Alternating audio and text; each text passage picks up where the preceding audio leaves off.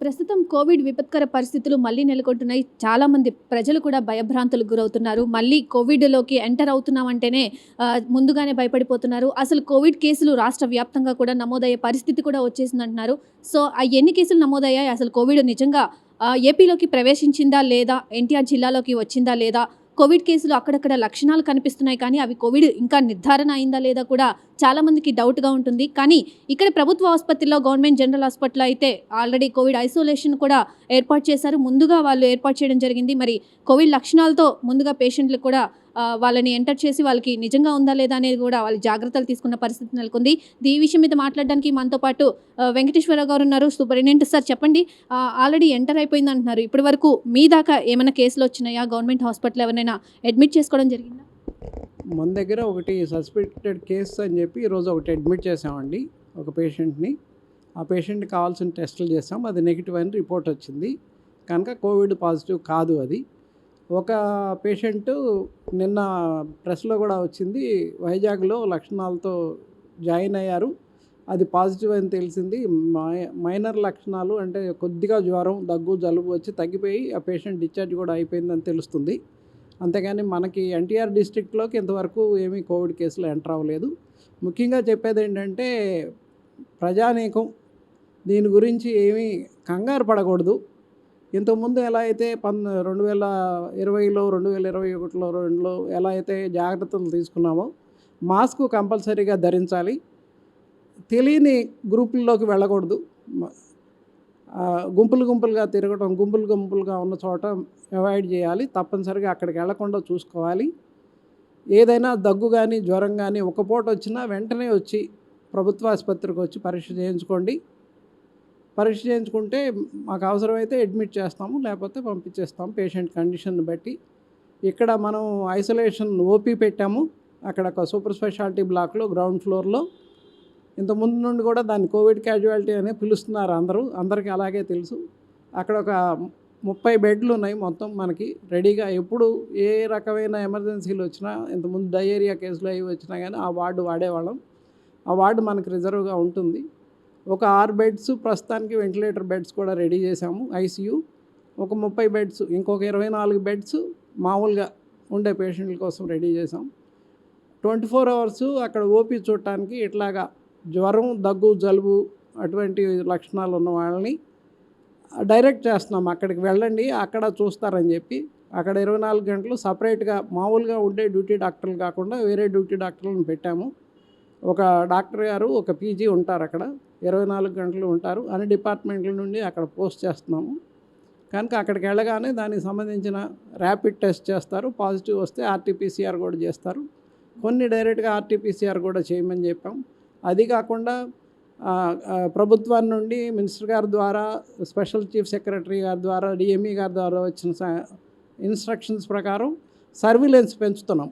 అంటే ఇప్పుడు జ్వరంతో వచ్చిన పేషెంట్లందరికీ మేము టెస్టులు చేస్తాం, అలాగే దగ్గు, జలుబుతో వచ్చిన పేషెంట్లందరికీ కూడా టెస్ట్ చేస్తాం. ఇంతకుముందు మామూలుగా చేసేవాళ్ళం కాదు, ఇప్పుడు అలర్ట్ అవుతున్నాం కనుక కంపల్సరీగా వీళ్ళందరికీ కోవిడ్ టెస్టులు చేయబడతాయి. అందుకని జ్వరం, దగ్గు, జలుబుతో వచ్చిన వారు సూపర్ స్పెషాలిటీ బ్లాక్ గ్రౌండ్ ఫ్లోర్లో ఓపీ ఉంది, అక్కడికి డైరెక్ట్గా వెళ్ళొచ్చు. ఓపీ టికెట్ కూడా అక్కడే ఇస్తారు, టెస్ట్ కూడా అక్కడే చేస్తారు, ర్యాపిడ్ టెస్ట్ అక్కడే చేస్తారు, అవసరమైతే ఆర్టీపీసీఆర్ కూడా తీస్తారు. ఉధృతిని బట్టి, సిమ్టమాటాలజీని బట్టి ఎక్కువ ఇబ్బంది ఉంటే ఆర్టీపీసీఆర్ కూడా చేసేస్తారు. అందుకని ఎవరైనా దగ్గు, జలుబుతో మామూలుగా మెడిసిన్ డిపార్ట్మెంట్కి, పల్మనాలజీ డిపార్ట్మెంట్కి వెళ్ళే రోగులందరికీ చెప్పేది ఏంటంటే సూపర్ స్పెషాలిటీ బ్లాక్ గ్రౌండ్ ఫ్లోర్లో కోవిడ్ క్యాజువాలిటీ సపరేట్గా చేస్తున్నాము, అక్కడికి వెళ్ళి పరీక్ష చేయించుకోవాలి, మామూలు ఓపీకి రావద్దని మనవి. పల్మనాలజీ హెచ్ఓడిని నోడల్ ఆఫీసర్గా పెట్టాము. Microbiology, general medicine and anaesthesia department హెచ్ఓడీలు సపోర్టివ్ నోడల్ ఆఫీసర్స్గా ఉంటారు. మిగతా అన్ని డిపార్ట్మెంట్ల హెచ్ఓడీలని అలర్ట్ చేశాము. అవసరమైన మందులు అన్నీ అరేంజ్ చేస్తున్నాము.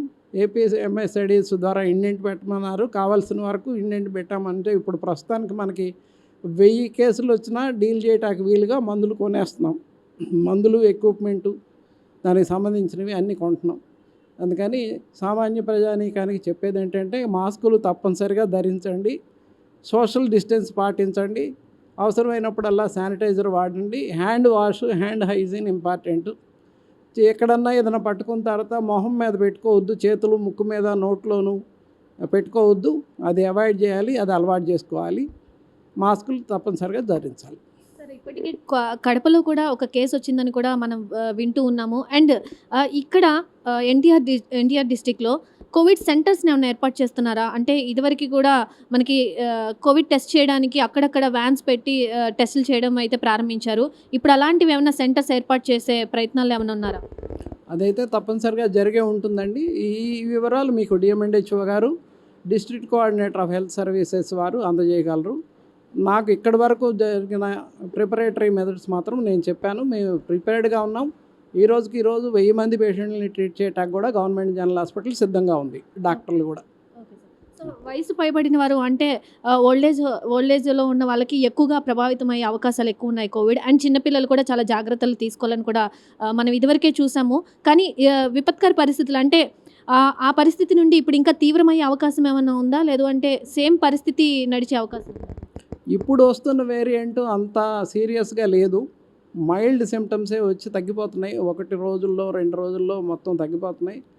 మైల్డ్గా ఫీవర్ వస్తుంది, జ్వరం వస్తుంది, కొద్దిగా దగ్గు జలుబు 2-3 రోజుల నుండి తగ్గిపోతుంది. స్ప్రెడ్ ఎక్కువ ఉంది.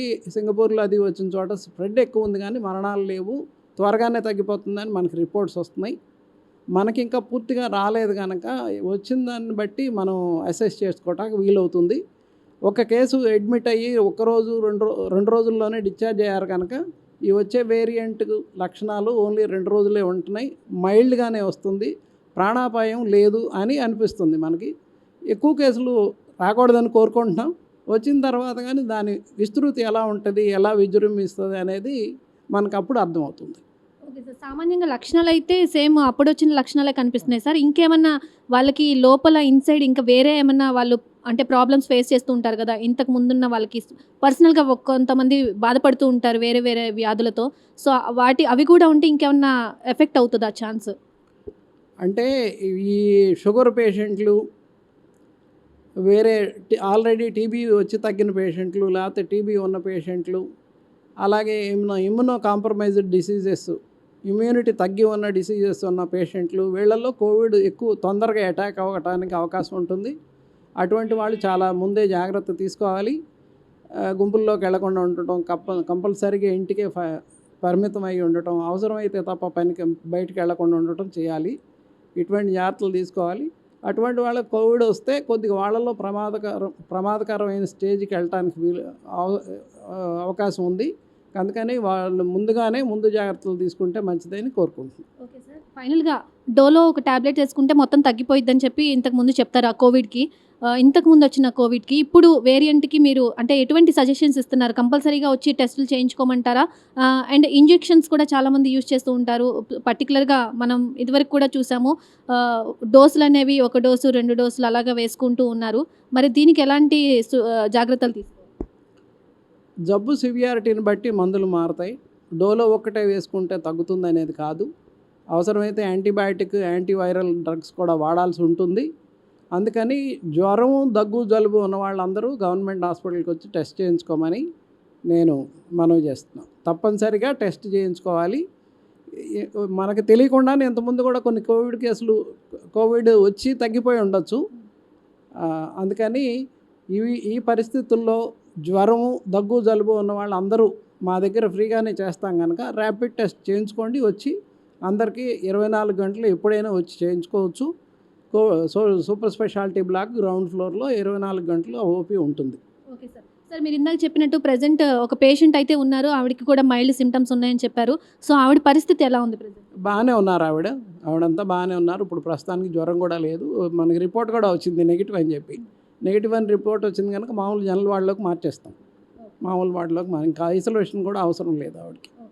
సో మనం ఆల్రెడీ చెప్పాను కదా మీకు, 30 బెడ్లతో ఒక వార్డు ఉంది ఆల్రెడీ మనకి. ఆ వార్డుని ఎమర్జెన్సీ పర్పస్కే వాడుతున్నాము. మిగతా టైంలో మనం మామూలు పేషెంట్లను ఉంచుకుంటాం. ఆ వార్డు ఎప్పుడు మనకు అందుబాటులో ఉంది. 6 బెడ్స్తో వెంటిలేటర్లు కూడా పెట్టాం, ఓపీ కూడా పెట్టాం. Isolation ward, isolation OP and isolation ICU. So ఒకవేళ ఇంటికి పరిమితం అవ్వాలంటే కూడా అలానే జాగ్రత్త తీసుకోవాలి సార్. కంపల్సరీ వాళ్ళు బయటకొచ్చి టెస్టులు చేయించుకోవాలంటారా? టెస్ట్ చేయించుకోవాలి. చాలామంది టెస్ట్‌లకి భయపడి ఇంట్లోనే మేము ఐసోలేషన్ అయిపోతాం, ఇంట్లోనే జాగ్రత్తలు తీసుకుంటామని చాలామంది బయటికి కూడా రావడానికి భయపడుతూ ఉంటారు. అంటే వచ్చి టెస్ట్ చేయించుకొని ఐసోలేషన్ ఇంట్లో ఉండగలిగితే మంచిదే. మిగతా వాళ్ళు ఇంట్లో మిగతా మెంబర్స్కి, మిగతా కుటుంబ సభ్యులకి రాకుండా ఐసోలేట్ అయ్యి ఉండగలిగితే ఉండవచ్చు పాజిటివ్ అయిన వాళ్ళు. టెస్ట్ చేయించుకొని టెస్ట్ నెగిటివ్ అని తెలిసిన వాళ్ళు సిమ్టమ్స్ని బట్టి మేము డిశ్చార్జ్ చేసేస్తాం. అప్పుడు ఇంటికి వెళ్ళిపోవచ్చు. పాజిటివ్ అయిన వాళ్ళు కావాలంటే ఇంటికి వెళ్ళొచ్చు, లేకపోతే హాస్పిటల్లోనే ఉండొచ్చు. ఇంటికి వెళ్తే మాత్రం తప్పనిసరిగా ఐసోలేషన్లో ఉండాలి. మిగతా వారికి స్ప్రెడ్ అవ్వకుండా చూసుకోవాలి. ఇప్పుడు ఎవరైనా మా దగ్గరికి వచ్చిన వాళ్ళకి పాజిటివ్ అయితే మిగతా వాళ్ళందరూ కూడా ఫోన్ చేసి మేము పిలిపించి టెస్ట్ చేయాల్సిన బాధ్యత మా మీద ఉంది. అందుకని ఎవరికైనా పాజిటివ్ అని బయట చేయించుకుంటారు కొంతమంది. బయట చేయించుకున్న వాళ్ళు ఎవరన్నా టెస్ట్ పాజిటివ్ వస్తే ఆ సంబంధికులు అందరూ దగ్గరలో ఆయనతో కలిసి ఇది చేసిన వాళ్ళందరూ ఒకసారి వచ్చి టెస్ట్ చేయించుకుంటే సరిపోతుంది. అటువంటి వాళ్ళు కూడా టెస్ట్ చేయించుకోవాలని కోరుకుంటున్నా. ప్రత్యేకంగా మన రాష్ట్రంలో 3 చోట్ల విమానాశ్రయాలు ఉన్నాయి: తిరుపతి, విజయవాడ, విశాఖపట్నం. అందుకని ఈ 3 నగరాల్లో ఎక్కువ అలర్ట్ చేశారు. అన్నిటికన్నా ఎక్కువ తిరుపతిలో ఎక్కువ చోట్ల నుండి జనం వస్తారు కనుక తిరుపతి హాస్పిటల్ని కూడా బాగా ఇంకెక్కువ అలర్ట్ చేశారు. అంతా రెడీగా ఉండమని చెప్పారు. ఈ 3 నగరాలకి స్పెషల్ ఇన్స్ట్రక్షన్స్ కూడా ఉన్నాయి. ఎక్కువ మంది ట్రావెలర్స్ రావడానికి అవకాశం ఉంది కనుక మీరు ఇంకా ఎక్కువ జాగ్రత్తలు తీసుకోమని కూడా చెప్పారు. గవర్నమెంట్ నుండి మాకు ఇన్స్ట్రక్షన్స్ వచ్చినాయి, డిఎంబీ గారి ద్వారా, మినిస్టర్ గారి ద్వారా, సెక్రటరీ గారి ద్వారా. సో బయట నుండి వచ్చేవాళ్ళు ముఖ్యంగా వాళ్ళు మెయిన్‌గా అంటే సిటీలోకి ఎంటర్ అవ్వకముందే టెస్టులు చేయించుకొని వాళ్ళు ఉంటే బెటర్ అంటారా? సిటీలోకి ఎంటర్ అయ్యే లోపు టెస్టులు అంటే ఎక్కడ చేయించుకుంటారు? ఇక్కడికి వచ్చిన తర్వాత చేయించుకోవాలి. ఏమైనా అవసరం అయితే లక్షణాలు కనిపిస్తాయి. Thank you so much. So లక్షణాలు కనిపిస్తే ఎటువంటి నిర్లక్ష్యం చేయకుండా గవర్నమెంట్ హాస్పిటల్కి వచ్చి జాగ్రత్తగా వాళ్ళు టెస్టులు చేయించుకొని ఇక్కడ అన్నీ అవైలబుల్గా ఉన్నాయి, అన్నీ ఫ్రీగా చేస్తారు. గవర్నమెంట్ హాస్పిటల్ అంటేనే ప్రజలకు అందుబాటులో ఉంటుంది కాబట్టి వాళ్ళందరూ కూడా జాగ్రత్తగా వచ్చి టెస్టులు చేయించుకోవాలని కూడా వెంకటేశ్వరరావు గారు సూచించడం జరిగింది. ముఖ్యంగా ఎవరు కూడా నిర్లక్ష్యం చేయకుండా ముందుగా వచ్చి జాగ్రత్తగా టెస్టులు చేయించుకుంటే వాళ్ళు ఎక్కువ ప్రమాదానికి గురవకుండా ఉండొచ్చని కూడా ఆయన సూచించడం జరిగింది. ఇక్కడ అన్నీ ఫ్రీగానే చేస్తారు, టెస్టులు కూడా ఫ్రీగా చేస్తారు కాబట్టి అందరూ కూడా ఏ లక్షణం కనిపించినా చిన్న నెగ్లెక్ట్ కూడా చేయకుండా వాళ్ళు వచ్చి జాగ్రత్తగా ఐసోలేట్ అవ్వమని కూడా ఆయన చెప్పడం జరిగింది. ఇది ఓవరాల్గా కోవిడ్ ఐసోలేషన్ మీద ఇక్కడున్న ప్రభుత్వ ఆసుపత్రిలో పరిస్థితి. కెమెరామెన్ లక్ష్మణ్తో నాగశ్రీ, విజయవాడ, మెగా 9 టీవీ నుండి.